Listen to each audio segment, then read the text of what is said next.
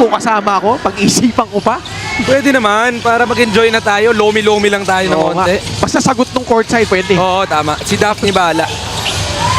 Bola na agaw, Altamirano. 4 guys running down the floor, getting back on defense itong Pasay. Gonzalez pulls up for 3, way off. Had a good look though. No, these are the types of misses that I'm okay with. Because you need Cyril Gonzalez to get his confidence. He is one of their best scorers. He's a proven UAAP champion. Pero ito si Mark Meneses makakuha ng dakdak. Oh, he will slam it down, raise the roof, says Mark Meneses. Giving some respect to the original lakay, Danny Ay. Parang napakasimple lang para sa kanya gawin yun. Quarter scoring, you see how Pasay made up for that 20-point difference in that third, outscoring Cebu by 9. Jello Santiago pull up over Dondon Hontiveros off the back iron. Agawan sa rebound, napunta kay Ichi Altamirano. Every shot of Pasay is coming off the outside. They need someone to be able to attack. Hontiveros loves that spot. He has hit 3 of those from that left corner triple. It's always on the same spot. That left corner para kay Dondon Hontiveros. Manligues, pasa sa labas. Santiago, malakas. Rebound nakuha ni Martel. Gonzalez swings it to Jello Santiago. He drives, wraparound pass. Manligues rejected by Meneses. It's the Umbrella Brigade, the Payong Brigade netong Cebu. That is how many blocks even for them, but what a terrific interior defensive ball game Cebu is playing. That is block number 5 for Cebu. Santiago playing the passing lanes, coming away with a steal. Pero malayo-layo pa, kailangan nilang habulin. Play of the game brought to you by Sports Plus, the official sportsbook of Mpbl. Terrific touch pass by Ichi Altamirano going up to the Pangasinense Mark Meneses. Simple, so Mark, 20 points na for Mark Meneses. Parito, pumersa sa loob, can't finish. De La Cruz, masyadong malalim. Hontiveros finally comes away with a rebound. They are winning that net-run battle between him and Pajarito on the defensive end.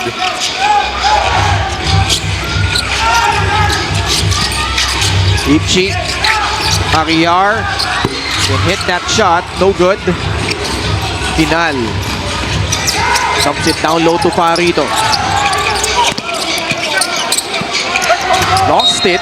Out of bounds, babalik ang bola sa Cebu. Look at the IQ of Kit Arriar. Alam niya na babangga at babangga itong si Christian Pajarito. On the third bump, pulls the chair, gets Pajarito off balance, forces the turnover against him.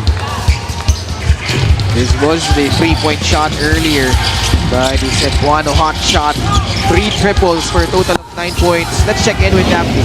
As if it was just a jeepney ride from Manila to Pasay, but for legend Dondon Hontiveros, it's Manila to Cebu, vice versa with his sports program head role just last May in UCCM. Busy, tired, yet fulfilled itong si Dondon, sharing his privilege to still do the things that he loves the most, playing and even guiding youngsters. Against a young team, talagang sinabihan siya ni Coach Aldrin that he needs to be here. From the fighting spirit and leadership of Dondon, yan ang panapat niya sa takbuhan ay bibigay ng Pasay. Balik sa inyo. Maraming salamat, Daphne. Alam mo, nakakatuwang story dito kay Dondon. He was supposed to be part, or they were eyeing him to be part of the lineup nung play-in.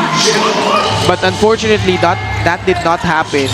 Tapos, hindi rin guaranteed yung spot niya dito sa Cebu entering this season. He had to play in various leagues. Extreme ang subok at kompletong appliances brand ng Pilipinas to prove that he was still capable of getting himself in shape. Tinrabaho talaga niya. And this season, he's been phenomenal playing his role as their designated 3-point shooter. Only 12 minutes of play, 10 points, 4 rebounds, an assist. At 49 years of age, hindi kami mahihiyang sabihin yun because he is a great example for everybody that you can still compete at a high level at that age. 18-point lead. Enjoyed by Cebu. Naibaba na kanina ng Pasay yan eh. Down to as low as 11. Enriquez way off. De La Cruz swoops in and scores. One possession at a time. This is what you need if you are Pasay. Not the best shot attempt for Steve Nash Enriquez, but Munmon De La Cruz keeping the ball alive, getting the second chance opportunity. Pero maraming ganito ang kanilang kailangan if they want a run. Long 3-point shot. Ball ending up with Camacho. Aguiar, short. Pasay needs to score. Enriquez wants a screen from De La Cruz. ManiPay, the digital wallet built for the community. Gonzalez off the dribble. Stepping back over Ichi Altamirano. Wala pa din. Tapik ng bola, napunta kay Enriquez. Open look from Jello Santiago. Wala. Threes have not been kind tonight for Pasay. No home court advantage para dito sa Pasay. We were talking about the first two games where everybody was very comfortable shooting the three. But this time around, the home team, they are the only team that is struggling off the outside. Denison, umihit. Cortiza saves it. Gonzalez fouled by Altamirano. Cebu continues their terrific shooting from the outside. 12 out of 20 from beyond the arc. We have a timeout past the halfway point of the fourth quarter. 16-point lead enjoyed by the Grits. The Extreme Boom Free waterproof speaker. Unstoppable sound, ultimate power. Swiped by Cyril Gonzalez. They've been doing a good job of coming up with steals, pero nahihirapan talaga silang makapag-produce dito. 2 steals already. Actually, in total, Pasay actually has 11 steals in the ball game. But when you talk about their field goals, they are at 34%. Their three-pointers, 7 of 26. So it's really been a struggle offensively. Might be one of the reasons why they added Renz Alcoriza in the lineup, but only been there for a few days, so still a little bit of adjustment. But they need a guy that can score for them in situations like this. Ang hirap kasi for Pasay, di na gumagana yung tira nila sa labas. And then when they try to attack, there are a plethora of those long arm guys waiting for you on the interior. Guys like Simon Camacho and Mark Meneses. Don Reverente, Alvin Baichong, Wawi Escosio, kahit si Payawal is also 6'4". Denison is about 6'3". So really, it's the defense inside nitong Cebu that's making life hard para dito sa Pasay, and now they're struggling even off the line. Missing both. Ice Hontiveros comes away with a rebound.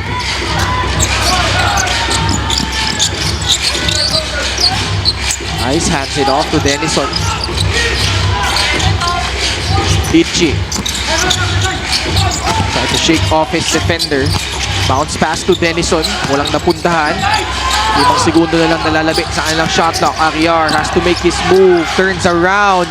Got Cortiza up in the air, and it's been that type of a night for the Cebu Greats. Si Aguiar missed the last 2 wide open shots on the third try. Well defended. 1 second on the shot clock. Yun pa yung pumasok, and that actually really deflates you if you are Pasay, because you play good defense for 23 seconds, even 24, but luck is on the side of Cebu even with that throw. Under 4 minutes left, Pasay down by 18. Cortiza. Hanap ng papasahan, Gonzalez. Launches. Still nothing from the outside for Pasay. You know, the frustration is not just felt with the players and the coaching staff. You can actually feel the frustration as well coming off the fans. Yeah. You know, they're kind of quiet. You hear them frustrated and disappointed with the way their home team is playing right now. And the disappointment has a reason. This is a strong team, a talented team. Should have been an exciting game against Cebu. Pero ngayon, all of the luck, all of the good things are going the side of the greats. 3.5 left here in the fourth. Kasi Ichi, nasa tabi natin. Ano daw? Tinatawag tayo. Pagod na daw siya. Pagod na siya mag-points guard. 11 points all coming in the first half for Ichi Altamirano. That second quarter he has really made life easier for Cebu, creating that separation. Lumobo sa 20 yung lamang nila.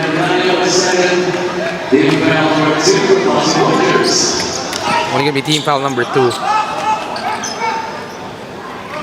Medyo nakaka-deflate din when you see your opponent just enjoying, just smiling. There's no pressure on their faces, yet everything is going their way. You know, it really deflates you that you are trying so hard, but parang walang tama kayong nagagawa. Pasay a chance to score. Gurtiza for 3 short. That's a good look. Now, Coach Marlon just does not know what to do anymore in their lineup. He's trying to look for someone to just be able to score for them. Might be Eric Pili here, might be Gael Montaño coming off the bench, because right now, these are open opportunities. That is a usual make for Santiago and Gurtiza, pero mintis pa rin para sa kanila. Yeah, he has emptied his bench. Eric Pili and Gael Montaño. Their first time coming in this ball game. And Pasay seems like, unless something drastic happens here, they will fall down to their third straight loss. And you mentioned the word deflating, the way they competed last time they were here against Caloocan, who at that time was undefeated. Then fell short against Valenzuela. But losing this way against Cebu on their home soil is a tough pill to swallow for them. Well, it's the same story for them. It's the start for Pasay. They gave up 80 and an early 20-point lead against Cebu, which is a much stronger and a much more veteran-laden team compared to Valenzuela. Mahihirapan ka talagang kumabol, you know, if you are Pasay. So they have to find a way in starting out better and then be able to challenge out in the later part of the ballgame. Montaño umikot. Ball will stay on their side. 2:38 left. Cebu will have a couple of games at home in July next month. Something to look forward to. Makakalaban nila Binyan on July 16 and then on July 18. They will take on Caloocan. That's a pair of games that could really test their mettle to see if they are for real in this loaded South Division. I heard the fans of Cebu are also excited already for their home games coming this July. I think it's 16 and 18 if I'm not mistaken. Dalawa, di ba? Evangelista the rebound. Alcoriza drives, lays it in. Last 2 minutes brought to you by Sports Plus, the official sports book of the Mpbl. I was saying they need a scorer in terms of these moments. Renz Alcoriza, a born scorer, played for Arellano, was one of the better scorers in the last years of the Mpbl. Ngayon, mabibigyan ng pagkakataon para dito sa Pasay. Ice Hontiveros. Who does Ice remind you of? With the way his flashiness, Sino? could be SGA ba? Or SGA naman? sa NBA. Dito sa Mpbl. Sino? Wala. Wala eh. Nothing at the top of your mind. I get to play with this guy probably once every few months. Talaga? So, bait yan. I love that guy. Very light to be with. Alam mo yung laging nakangiti, laging masaya. Smiling Very face plain, eh, yes, no? smiling face yan. Positive vibes lagi yun si Ice. Never a bad time with him. Pero OG rin yung laro niya eh. Kasi someone that can play the 2, the 3. Medyo multi-position tong si Ice eh. Karamihan sa kanila ganyan eh. Camacho could play multiple positions. Actually, parang yun yung requirement, Menezes, ano? Parang yun yung requirement. Kailangan at least 3 positions kaya mong lumaro dito sa kupunan na ito. Payawal could also play probably the 2, the 3, and the 4. Yes, that's right. No, we did watch him play the 2, 3, 4 when he was playing for Valenzuela. Right. Ganda ng season niya dun. Yeah, to si Altamirano, we were used to seeing him play the 2. But now he's playing the 1 and the 2. Yeah. Armenion as well. Denison can play the 2, the 3. Interchangeable. And the times now, that's something. The versatility, the switchability on defense is something that teams have really banked on, especially when they want to go deep in the playoffs. Especially when you go up against guys like David Defonso, DJ Fenner. DJ Fenner, Quezon, acquiring new talent. Was it announced already? The official signing of their new guy? Sa Mpbl, di pa. Okay, Pero let's talk about it. We've seen it. I'm sure a lot of you have seen it. Pero yun nga, no? Cebu establishing themselves as real threats in their division. We have a timeout. The grades up by a dozen. Interesting. Coach Mike Sagigit again, his former team. Right. With the new and revamped squad. It's going to be an exciting second game. Montaño floats it up and in. Closest that they have been, Pasay. Down by 10. But Cebu, looks like they will earn their 10th win. Ito, same story ng last game nila. They knocked a little bit, just a little too late already para dito sa Pasay for them to be able to get a win. Tamsi goes closer. Alcoriza the rebound. Simon Camacho giving chase, altering that shot. And that's the type of effort Cebu has dished out the entire night. Look at Wreaking havoc. Look at Camacho, man. It's the end game. Or you already have the win, but you secure that, they're not gonna let anything easy for you. Still sprinting down for that defensive stop, and they will come home with a 10-point victory. Etong Cebu, and just that umbrella brigade, just that pure versatility of the bigs, everybody really chipped in. It's a great victory in the home court of Pasay. A lot of guys contributing.